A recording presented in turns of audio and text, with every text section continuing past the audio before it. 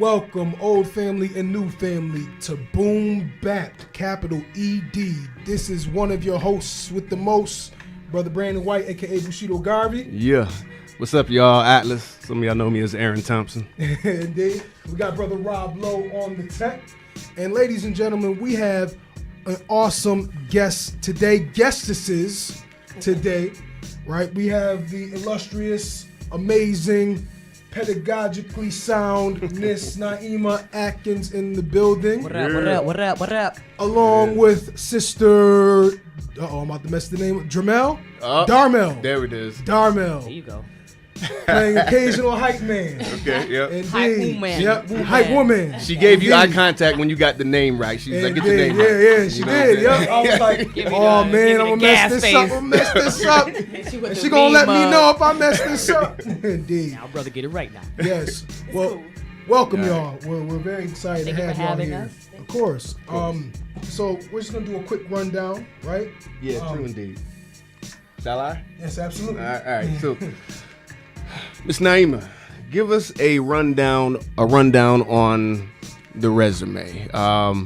Just a quick intro. You know what you do or have done professionally. What makes you tick outside of work?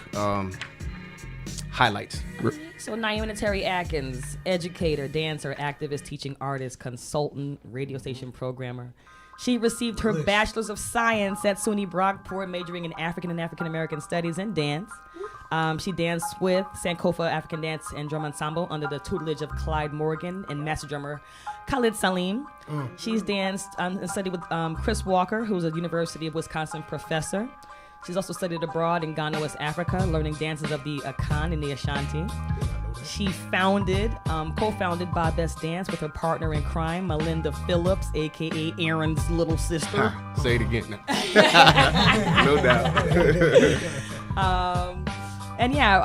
She went to Roberts Wesleyan to pursue her master's degree in education. She's danced with Future Point Dance as a dancer and production assistant.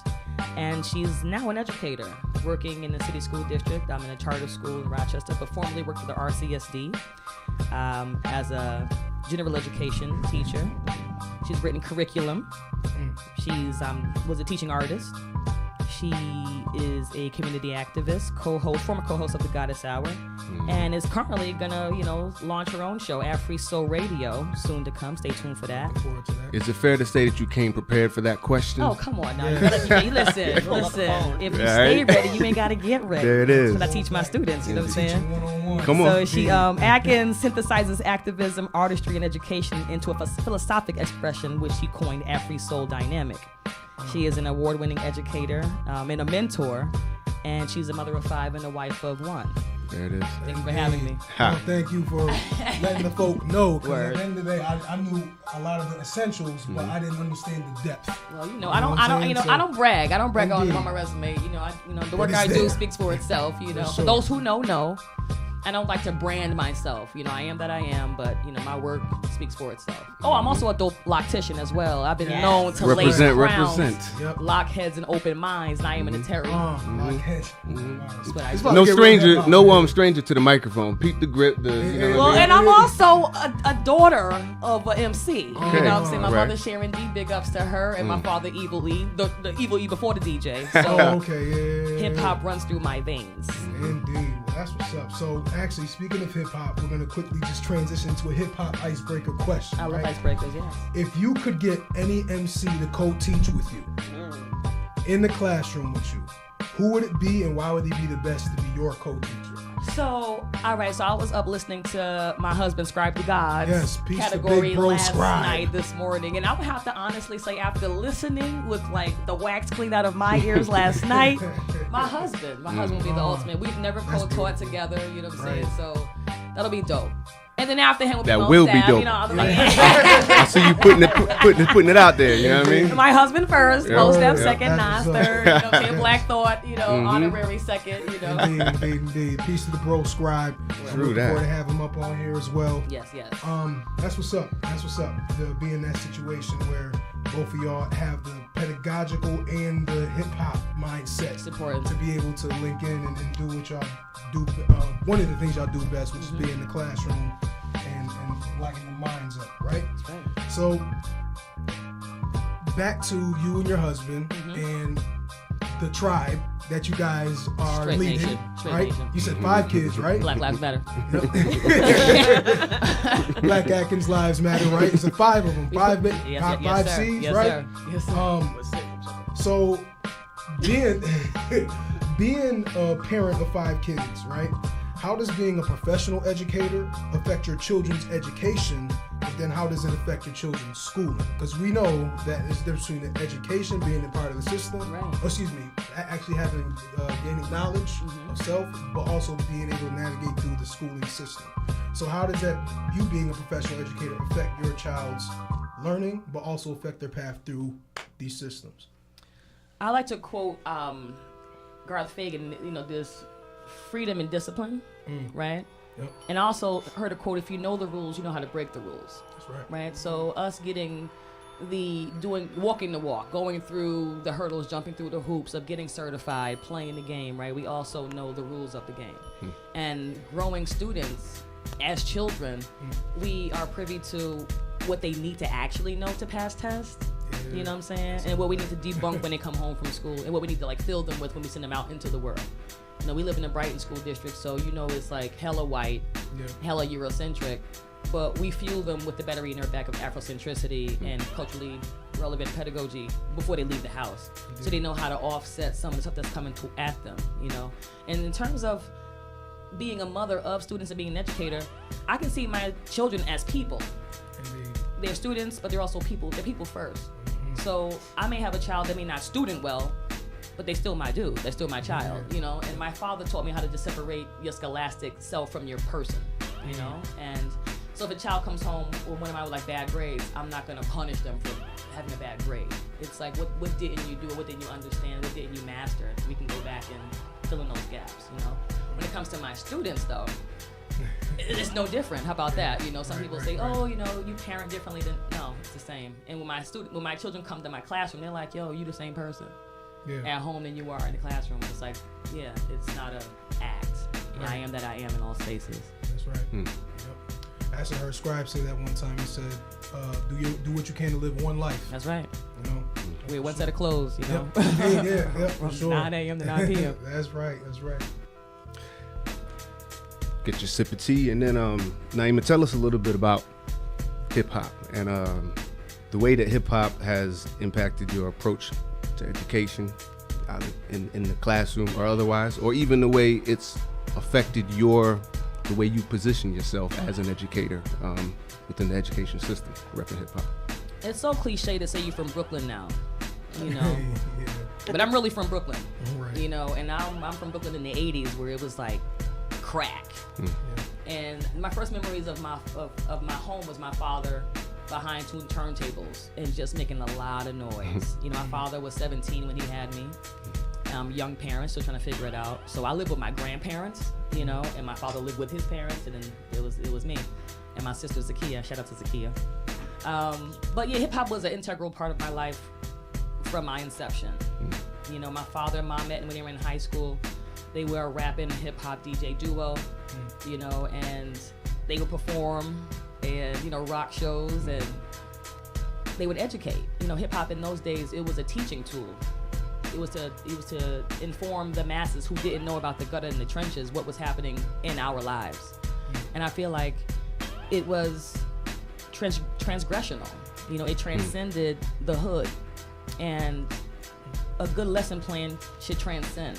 It should teach life lessons, and you can build from it. So that's what I remember from my childhood, and I don't like to separate it from me. In my classroom is a mural of Tupac. There's murals in my classroom. I like to incorporate hip hop in all that I do, and it's a way for the kids to be engaged. I definitely see it as a way for the students to get engaged. Talk man. Up to something. Woo. So back to Tubman. I took Drake's Jumpman was one of the hits, and I was like, I have an idea. My students were just finished reading Frederick Douglass's narrative. Awesome work. If you've never checked it out, try read Douglass's narrative. I'm shocked there wasn't a movie made about that already, but anyway. So Jumpman was out, just finished reading Douglass's narrative, and I'm like, how can we culminate this learning experience, aside from writing an essay? We're going to write the essay. Right. But how can we celebrate learning about this man's life, how he came up, started from the bottom, now he's here, you know? Indeed, yeah. And we've created a video. So shout out to Adrian Elam of Brotherhood Productions. Yes. He came through with the camera, and the students wrote, they and I, we wrote a rap, you know, summarizing the man's life and, you know, infused with a little bit of Harriet for balance. And the rest was history, you know? That's what's up. That's something that's frequently missing in education, right? That balance, right, of the academic and cultural versus the purely cultural, not as academic, right? Well, it's still hyper, but I think you understand what I'm saying, where there's the essay piece, where it's like purely academic, right? And then you're incorporating that like erudite academics into something that's more expressive and a little less like, you know, pen to paper, right. A little less, you know, like really crafty. It's still pen to paper, but it's just how it's viewed by, you know, the higher ups as being seen as academic. For sure. You know? Yeah, indeed. Like our students are oral. I mean, they'll give you an oral presentation, you know? I mean, but the pen to paper, a lot of them struggle with. Yep. And doing it that way with the way of crafting the lyrics allows for them to be a little bit more adjacent or palpable for actual structured writing, right? When they see writing from their own cultural perspectives and worldview, they're able to adopt it from others better to navigate that system the way that you were just referring to, right? And that's not a service that's really being pushed too much, right? So to kind of tie that into issues of education, what would you say are the top 5 issues of education that exist today? Top 5, I would say, is like poor lunches. School lunch sucks. Recess is not long enough, if it's even existing at all. 2. I would say, you know, let students choose what they want to learn. I feel like the schooling system is so backwards. When we get to our PhD, from the earliest, from kindergarten, from like the PhD, right, the highest level of education you can get to, it's your focused, most, you know, laser precision, detailed. I'm gonna focus on this topic right here for years and tell you everything I can about this topic. You get a PhD in that.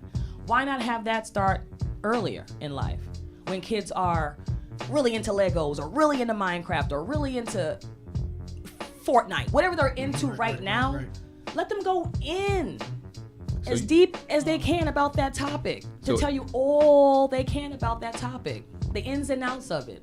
So no gen ed from any point, no like required topics, or would there still be like a central core?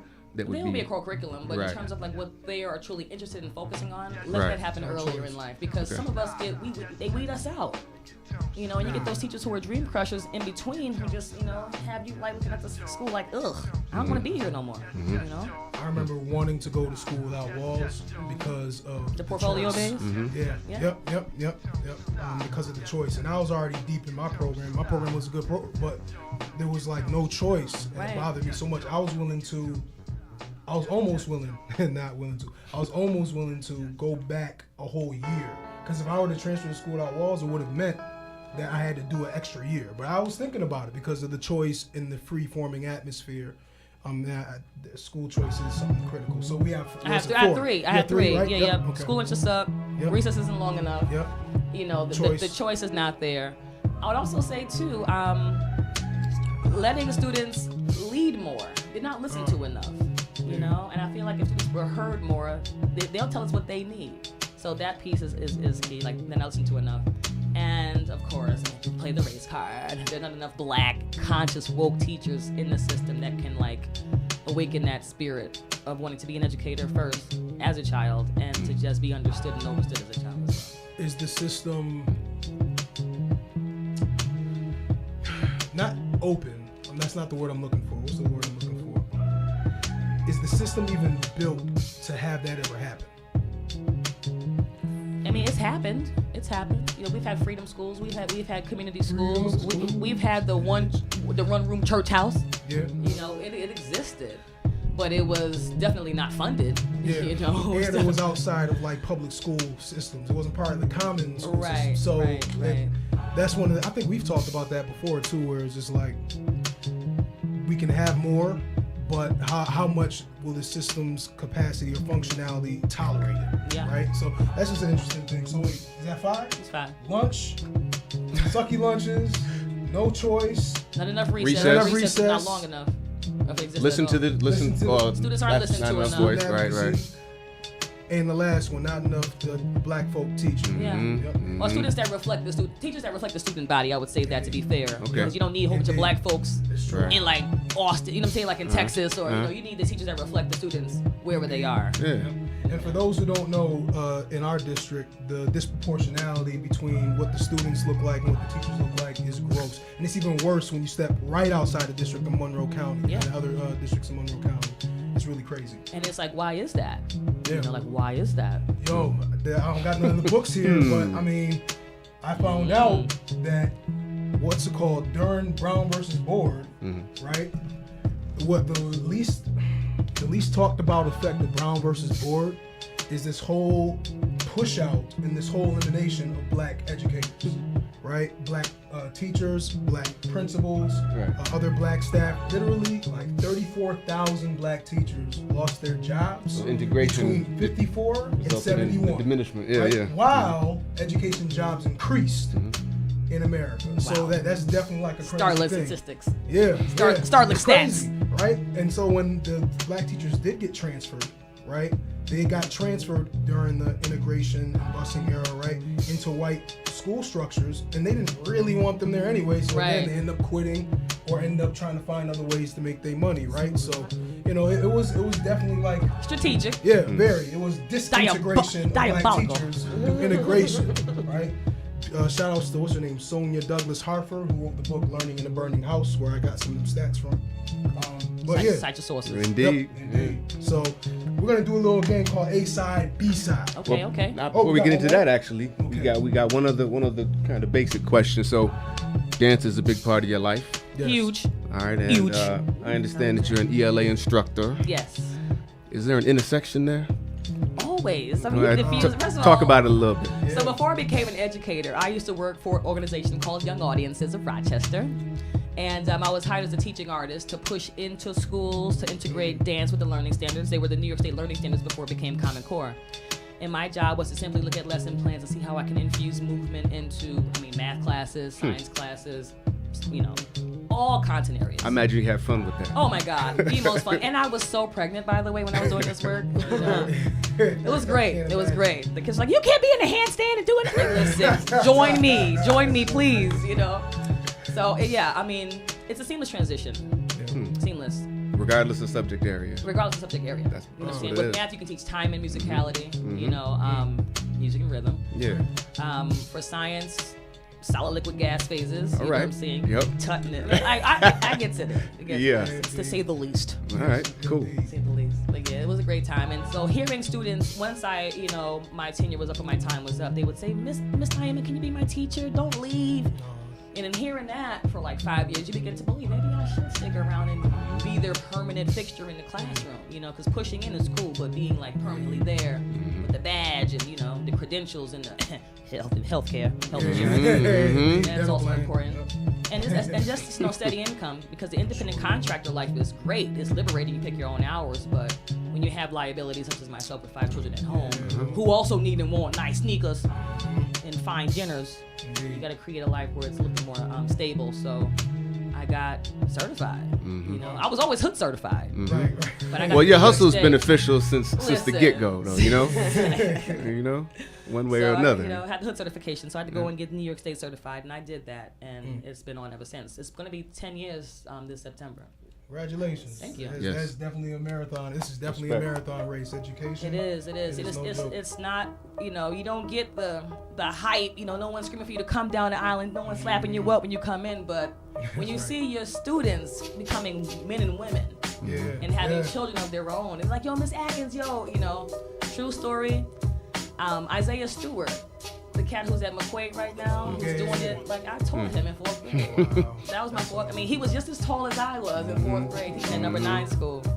But he's now killing it at McQuaid, soon to be an NBA. That's a beautiful thing. Like, yo, I told you. Word. Right. So that blows my mind. You know, my first year teaching, I saw a student. Her name was Janautica. Fly name, by the way, because I used to rock Nautica back in the days. Second grader, she's 17 now, working at Wegmans. I'm like, Janautica? She was like, looked at me. I was like, yo, I was your teacher, fam. She was like, oh my God, Miss Atkins. But their faces don't change. They just get taller, you know, and get hairier. And, you know, right. They're just blessed. And that just lets me know how old I actually am. But I don't feel that way inside. OG status, though. You know? It's respect, you know what I mean? Indeed. So we're gonna do a little A side, B side. You just got into the A side, B side a little bit about. What's that about? I'm intrigued. Oh, you just kind of did it, right? Where it's just like, you know, watching older students, right? Where it's just like you get to see the growth, but at the same time, it challenges your own perception, right? So the upside and downside of things, right? So I'm gonna list a couple topics. Okay. You tell me the upside of it and the downside of it, right? Cool. The A side and the B side. Cool. You ready? Yes. First one, mumble rap. A side, B side. I got a little chuckle. Mumble rap. A side and B side. All right, so creativity, you know, I mean, hip hop it's not a monolith. We do it all. So we're extremely verbally, linguistically skilled, i.e. black thoughts, you know. But we're also, you know, I like, can we curse? Nah, well, I would have to edit it. You know what I'm saying? I want you to express yourself. I like Migos. You know what I'm saying? What's the dude name who made Bitch I'm Your Dad? That's Yeah. Yo, hold on. Who is this? Yo, who is this? Go over my chain. Oh, Trinidad James. I mean, I appreciate the simplicity. You know, we can do Dr. Susie, you know what I'm saying, real basic. I want to say something, though. But they've been doing that lately. Go to the mic. There we go. Lately, they've been taking like. You got to put the mic up to your mouth. Sorry.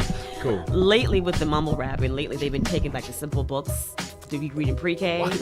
Pockets. Like walk in the pocket. And one of the biggest books that I used to read when I was a pre-K teacher was Llama Llama Mad at Mama. Yeah. They've been taking that song. Migos did it like a version of it. Yeah, like, I was like, oh my God, that's my book. I'm not mad at that. I'm not mad at it either because it gets to be like, okay, maybe, you know. Pre-K to second grade, you need that. But, you know. And so when I read at home with my daughter. Families. Verbal sampling. Sometimes when we read at home on Sundays, we call it Jazz Sundays at my house.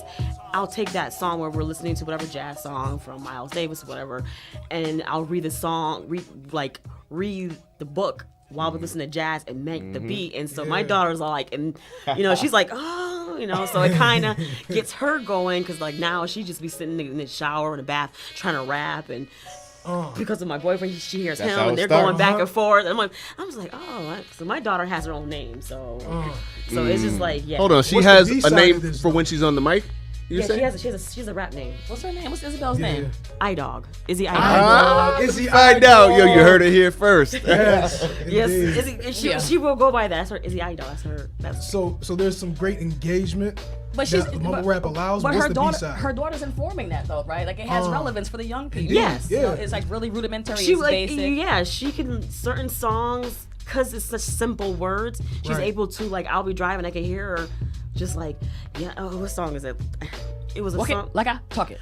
Like I talk it. Like Nicki Minaj had a song had talk about my race to China, and so Isabel's saying that. It's a very simple lyrics, and not saying Nicki Minaj is always simple, but that was very simple. And she's in the background like simple in China, and then I'm like driving like she knows these songs better than I do. Now you can have a lesson playing on China, where it is, geography, how many people in the population, what is the language, you know what I'm saying, natural resources, you know what I'm saying. You can, it's the springboard. Right now she enjoys color right now. That's you just ran that down, Niema. Pardon me. I'm sorry. That's a different. Well, the thing is that it was hard to have a conversation when you're driving and trying to at the same time. But yeah, right now she enjoys college. Like potential is still there. Yeah. She loves to rap. I'll catch her. So by herself. The downside to mumble rap is just saturated. The radio waves, the mainstream radio waves are saturated with the mumble rap. So therefore, it doesn't seem like there's a plethora or a variety of styles. And so the new cats coming up feels like they have to jump on that mumble rap bandwagon, if you will, to get on and get put on and stay on. But you gotta be well versed, you know, and you have to build your lexicon. That's the way I taught my students. Lexicon, the amount of words you know in your mental verbiage storage bank. Did y'all get that out there? Lexicon. Yeah, Lexicon. the amount of words that you know. One thing we gotta do, son. In your I word was bank. talking to Rob about this. We gotta have a word wall. Yeah. True. Word walls are important. True. And for this, They're important. you know I'm what with I'm saying? that. We gotta have a word wall for this show, for real. The word of the day, friends, is lexicon. Lexicon. Rhymes with hexagon. Ah. Yo, so we're gonna do one more because we gotta ask our last epic question. All right. A side, B side to the being woke phenomenon. Oh my God. Let me shout out Georgia Ann Muldrow. Georgia Ann Muldrow, dope producer, haven't heard from her in a minute. and Badu. They had a song called Master Teacher, and that's where the whole phenomenon woke came from. She's like, what if there was no niggas, only master teachers? And that was a call, and the response was, I stay woke. Right? So from that song, now the whole world is talking about I'm woke, I'm woke, I'm woke. But before that, we were conscious. Yeah. And what does conscious mean? What does woke mean? Just being like you're aware of the patterns in the matrix. You're aware. You can see the patterns. You can see the phenomenon. You can describe the phenomenon. That's what being woke is. But you're always waking up. You're not. You're always arriving. You're never there. So the woke is so permanent, you know, that I don't It's a state of being. I don't prescribe to being woke. It's a fad right now. I'm always awakening to some new, you know, to some new I don't know, realization. Yeah. Some new You know? epiphanies. Yeah, so I'm not woke. So it's I'm not very limited. I'm in its present. definition. I'm I just want to say present. she's been like this since. Yeah. I mean, if anybody doesn't know, I knew Niema since Brockport. We've been. I was a teenager, She's been like this since the day I met her, from my freshman year, getting my hair done. That's And I what- didn't pay you to say this either. Like I didn't pay none. We didn't Right. discuss She- it. Like, She she's didn't out want to be in here. She was I like, know, but I'm wait, just letting you know, she's like, "No, I ain't she gonna be a opened hype my woman." eyes a lot. I mean, I always felt, because I'm from Syracuse, New York, and I always felt a little different in my school. Yeah. Like, I was the black chick that rocked the afro that wasn't really, you know, like I said, we're in the 90s and pre-YouTube. pre-YouTube, pre-MySpace, all that. all that. And I had an afro and didn't really go very well Talk with my about it. Talk The about social it. with the social social, norms. like, so it was like, Same here. okay. And also another reason why I didn't mind is I used to go swimming a lot. I was the black chick that knew how to swim. So I was in a swim class. Why do I keep getting perms and wasting my money? That's another thing. Like, why am I wasting my money? Yeah. But like, I knew it was something always odd. And I tell you, when I went to Brockport and I met Niema freshman year, she did my hair. And we kind of start hanging out because that's when we joined Sankofa together. And that's how, like, everybody knows, that's how we met each other, through dance. Dance is such a powerful, it brought 6 of us together. It did. Squat. It brought the 6 of us. And even though we live in different states and cities, we still talk. But Niema's been like this for a minute. And then Grant came. And it was like Voltron. It was like I saw the relation. Like I always say, I saw the relationship grow. And I swear to God, like, I seen the minute he walked into her life, I'm like, yo. Oh, you knew? You know. I mean, there was this Like that. conversation that we had, and her eyes was just like, finally. And after that was, you guys see what you see, you know what I'm saying? Like, it just happened to be proof's like, in the pudding. who was the pudding? It's like, it's who you meet. And I mean, like, Niema's been like this. She's always had, you know, I went down to her grandfather's shop, and it was just like amazing what he was doing, what she was doing. I couldn't believe I met a person who was like my age, who was making jewelry. Not just making jewelry, but making Right, like right. the ma'at and the eye of Haru and all that stuff. And I'm just like, Before it was trendy.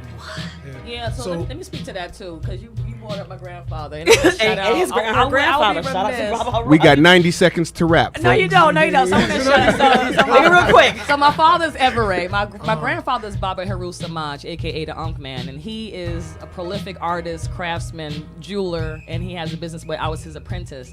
And it was from there where I guess you could say I began to be woke. He brought me, you know, into his library and like left me in the back room to like learn the craft of jewelry making. But he had a library, and those books I would just crack open, you know what I'm saying, and just like read through when, you know, there was, you know, no customers or clients with, you know. Is this the last generation? Let me not even ask that question because we No, got less than a minute left. It But is. It's books, generation. it's a shame the direction books and reading is going in. But that's neither here nor there. Child for sees, sure, though. for sure. But Every child it sees was books. it was They read through books. that relationship Indeed. that I love learning and loving my people, and just wanted to, like, you know, synthesize learning, the arts, information, and coming together.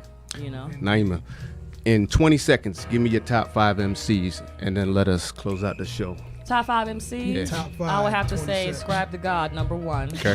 Yep.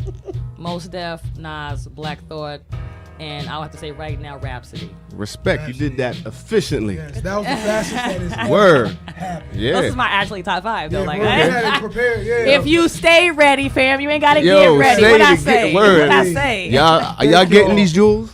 Yes, thank y'all for listening to Boom Bap capital ED. Thank you, Sister Word. Naima. Thank Yes. you, Sister Thanks. What's up? Darnell. Yes. Darmel. Darmel. Darmel. D-A-R-M-I-L. Oh no, how do There I it open is. Makes me up? feel better. My messing name this been up? like this for years. Don't take. I'm just like Her name is I'm hip hop. sorry. Half It's her your- mom's name, half her dad's name Yes. combined. Come on now. Darmel. There it is. That is Sister hip-hop. Darmel. It's burned in now, right? Indeed. It's burned. Even though my parents were hip hop. Darius and Millie. Shout out to Darius and Millie. Oh, True indeed. peace, This has man. been Thank real. y'all for Craig. listening. You can catch us Tuesdays, Yep. 1:30 to 2. Boom Bap, baby. WAYO. Hashtag hip hop ed. Hashtag 104.3. Ratchetdemics. Yes, Ratchet. Peace.